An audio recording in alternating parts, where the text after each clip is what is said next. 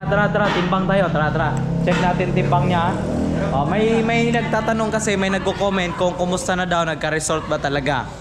Oh, ilang days pa lang kami, kung hindi kasama yung absent, nasa 30 days ka pa lang ata, di ba? Oh, sige. Timbang tayo, itanggalin mo yung chinilas mo. Oh, mula sa 19 pounds kasi 18.95 na yon. So consider as 19 pounds na yon. Okay, check natin yung timbang, pumayat ka ba talaga?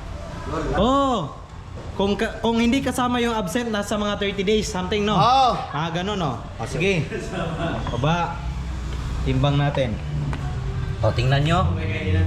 106.50 na lang. O, nag-cheating pa yan. Ulit. O, 106.50 Ulit pa?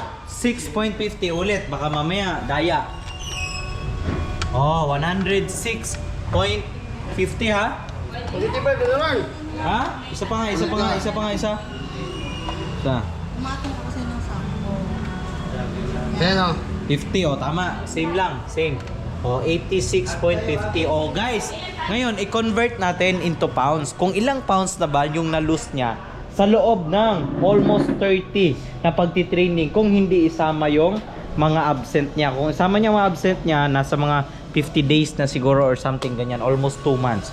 So i-check natin sa pounds. So from 119 to 106.50 kung ilan yung na-lose niya. So dahil mahina ako sa math, ma-minus natin yan 3, tapos i-minus natin yan 1, tapos 0.50.